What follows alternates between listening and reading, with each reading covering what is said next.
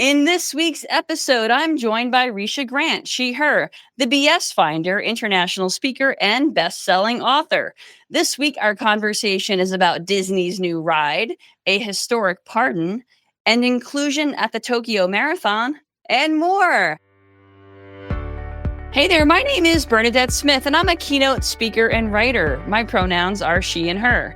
Welcome to 5 Things in 15 Minutes, my weekly show where I bring good vibes to DEI. That is good vibes to diversity, equity, and inclusion with a little dash of corporate social responsibility. What I found is there are lots of news stories about what's going wrong in the world and lots of negative data. But there are also a lot of things going right. That's what I like to focus on. I search for stories that we can be inspired by and learn from. My hope is to inspire you to experiment with some of these actions and policies to help you build a more inclusive world.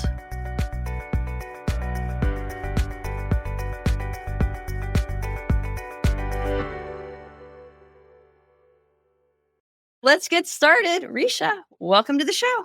Thanks so much for having me. I think your show is so awesome because we need to talk about the good things happening in DEI, and people need to know that there are great things happening in DEI. So thank you so much for having me.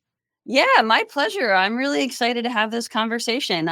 So we're both speakers, we're both writers, but one thing I'm really curious about is tell me about the BS Finder. Those happen to be my initials, by the way. So you found me, but Yeah, BS is a term I came up with a long time ago because I started in DEI 25 years ago. And everything was for first and foremost about the numbers, right? It was all Sure. it was all about you got to have this many people, you got to do this. People were being called in, not because DEI was the right thing to do, but because they were being sued and all of this stuff. And I thought this is all BS, and that BS meaning the bullshit, right? So Mhm. I wanted to come up with something around that. So BS stands for bias synapse in my first book, and that's the brain's role in unconscious bias Okay. and how it affects people, how it creates toxic work environments, Mm. and the 3 things that people can do to identify, own, and confront those biases. And now in my next book, BS stands for biosphere. And the Mm. biosphere are those circles of influence in our lives, from our family and our friends to the religion that we practice, the schools that we attend, the government we live under, and the media. How all of those things affect how we see the world and view the people in it. Mm. So the BS part of it is that all of these things affect us, but at the end of the day, how you treat people, how you show up for others, and the fact that you may not agree with how they live their lives that's BS. You don't get to treat people badly simply because you don't agree with who they are, how they live, all of those things. Because there are a lot of things about people that I may not agree with, but I still treat them with common courtesy and respect. So I go into these corporations and I'm kind of the BS finder there. Yeah. I go in and try to root out the toxicity that's happening so that people can go in there and shine and they can be their best. So I absolutely love what I do. I love getting on the stage and having fun with that. You just lit up talking about it. It just really Yes. beautiful to see. I love the concept of biosphere. I mean, and thinking about it as sort of like I think about it as my bubble, so a sphere, right? And so Yes. the lived experiences that I have that inform how I show up, and even the traumas that inform Yes. how I show up, and we're all walking around with that at the workplace. They're kind of like bouncing into each other. So I got Exactly. the visual like right Yes. there. Yeah, exactly. And we don't question it because it's come from the people that we love most in the world, the institutions that we trust most in the world, the whole value system that we have that we become a part of. So a lot of those things we don't really think about it. Our mom said it, our grandma said it, um, Sunday school teacher said it, whoever, and you just roll with it until one day it smacks you in the face because maybe you have a kid that belongs to the LGBT plus community, or maybe your child marries outside of the race, or they date outside of the religion. And then all of a sudden, because you love that person, and that's the hope, because we know that some people they don't have that same experience, right? But if you truly love this person in your life, you all of a sudden got to figure out how to view the world a little differently. So you got to bust that spear. Yeah. Exactly. That's great. I love the metaphor, and I'm excited to hear about I'm excited to support your new book when it comes out. We'll have to get you back on the show when It it's. is out. Oh, it is the It new came out edition. in August. That's the one that, is on Wall Street Journal, USA Today. It Oh, came out all in August. right. We'll make sure that is in the Yes. show notes. Yes, Awesome. I'm coming up on the 1-year anniversary, so it's called Be Better Than Your BS. Okay. We will absolutely get that in the show notes. Fantastic. All Yes. right. Well, I would love to just sort of share a little story that I wrote about in the Five Things newsletter this week. Mhm. So I write this weekly newsletter. It's the show as well, and so the stories I source them from all over the place, but I have the summaries written in the newsletter, and I train Chat GPT in my writing style by uploading samples of my writing style. And so I have Chat GP draft the initial summaries of each of the five stories. I then do some revisions and edits, and a couple of other folks on my team go back and do further edits. So this use of AI saves me amazing amounts of time Right. that I now use for pickleball to have more joy in my life, right? But I also write an intro to my newsletter every week. And that is something that AI will never do, Mhm. um, because your unique gifts, your unique voice, your unique BS finder is you, and mine is me. Yeah, And that's why you and I will never be competition, because we are individuals, right? And exactly. we each have our unique gifts, our personalities, our creativity, our acts of love, our generosity. Yes. But so many of us are walking around covered in armor. We're not sharing that uniqueness, that quirkiness with other folks, which doesn't that kind of mean we're more like robots and more like Yes. it, it's like Exactly what it means. it's Yes. that means we're more replaceable. Yeah. It's AI is great and it's scary. Yeah. So I love it for the amount of time that it gives you back in your day, but it's there are so many areas, and humanity being one of them, but so many areas where it falls short. And it's so funny to me because it knew me, right? So my partner was using AI, and it knew who I was. So she says, write this in Risha's voice. And it came back very I mean, very hood, right? It was like, Oh, so wow. I said, AI thinks I'm ghetto. Like it just Wow. and that was interesting because I'm like, if you're basing it off, like I do like to have fun with my writing. I like to impart the realness of who I am. But it was so funny the things that it was coming back with, in the way that it talked. It went immediately to the kind of this ebonics kind of thing, and I was like, okay, is it me or is it AI? I don't know. It's not you. I mean, first of all, not that there's anything wrong with that. First and foremost, yes, but but Wow. still, it was really eye-opening. And I mean, we laughed about it, but if you think about it further, like that could really be an issue. So it's Yeah. so I do love AI, but like you, I try to feed it more because I'm like, I thought it would do better since it already, and I have so much stuff out there. I'm assuming Yeah. that's why it was able to recognize me. But still, it has to be, and this is going into bias in AI, it has to be a little bit of me just being a Black woman, because Mhm. if you read my stuff, it's not that, doesn't have that much street language and Mhm. things in it. So anyway, so Yeah. I think it's interesting. And Yeah. yeah, we will never get the human side out of AI, and so we got to stop trying to.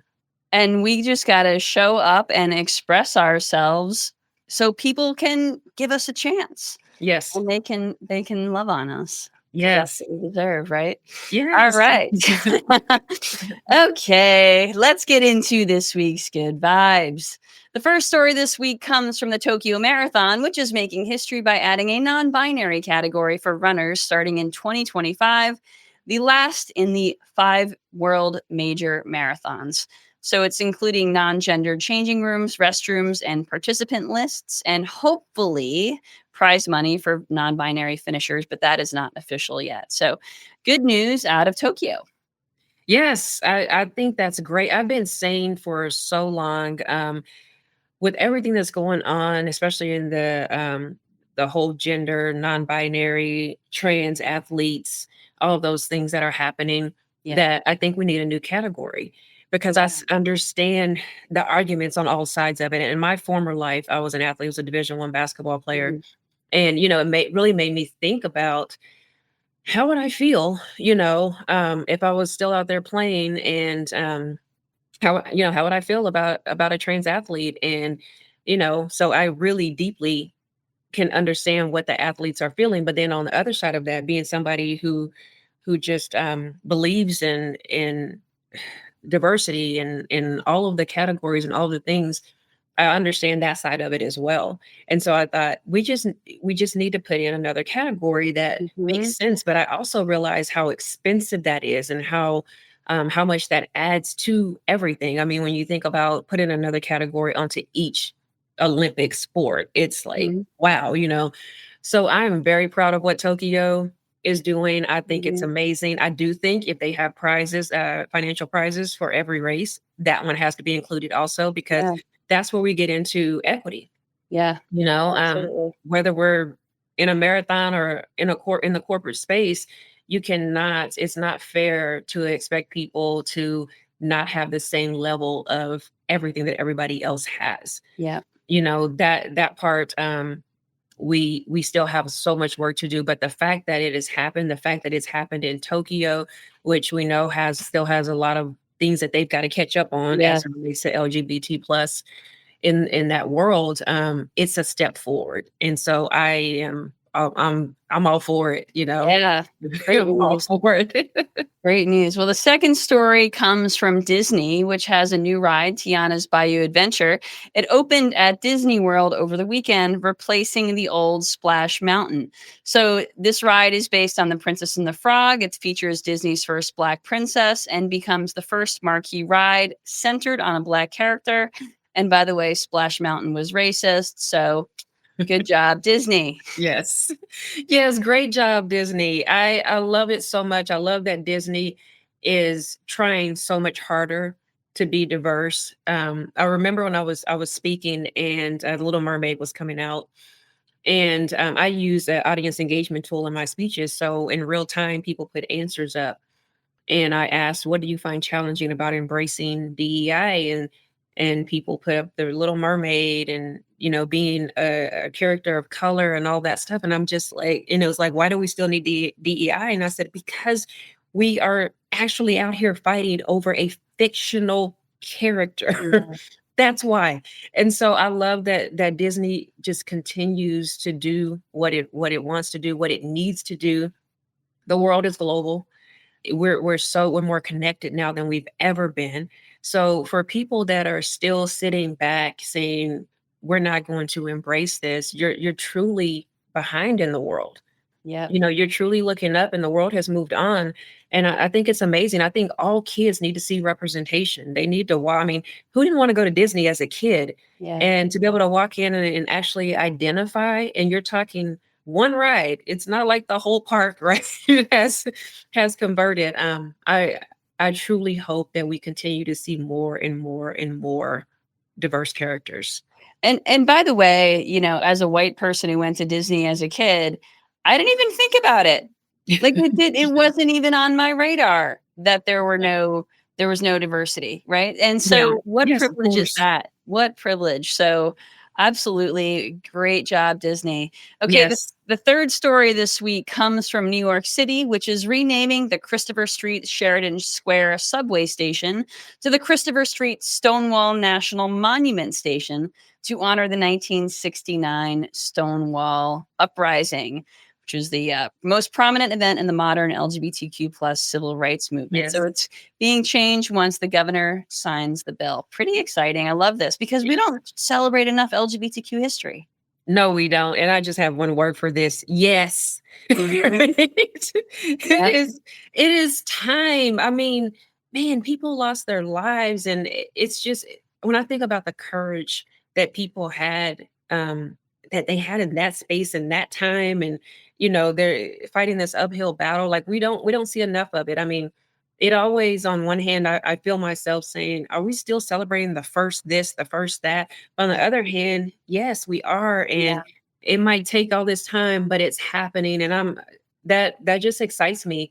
I truly hope that as it happens, as it grows, that the money just goes back into inspiring and educating so many different people. So I'm excited about that. Absolutely. And by the way, I would have nothing to write about in five things if I didn't celebrate the firsts. Exactly. I get it.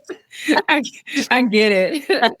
It's just, you just look up like, wow, we're still here, but we're We making are still steps. And here. we got to embrace those steps. That's right. Celebrate all of the wins. Yes. Okay, and speaking of a finally, I cannot believe this story.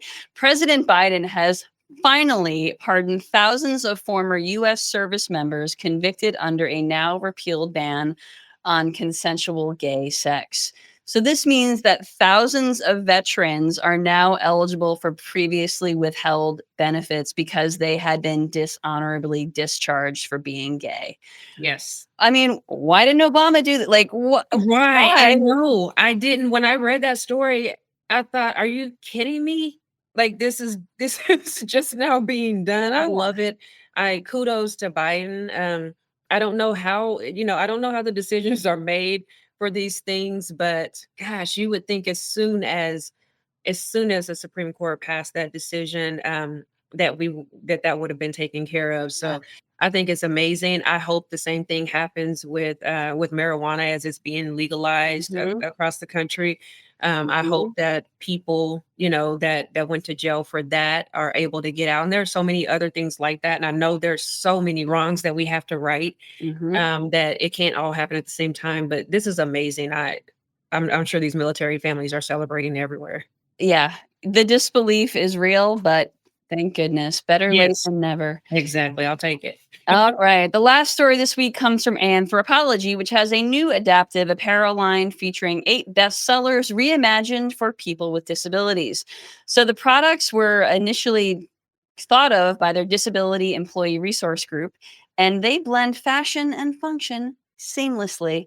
And they have a collaboration with disabled influencers who are also involved in the product design. So love how they're doing this authentically, engaging their employees, their marketers, their influencers, so they get it right. Yeah.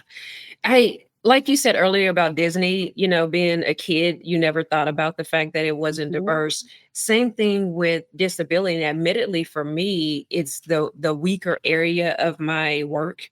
Because I don't do that much around it.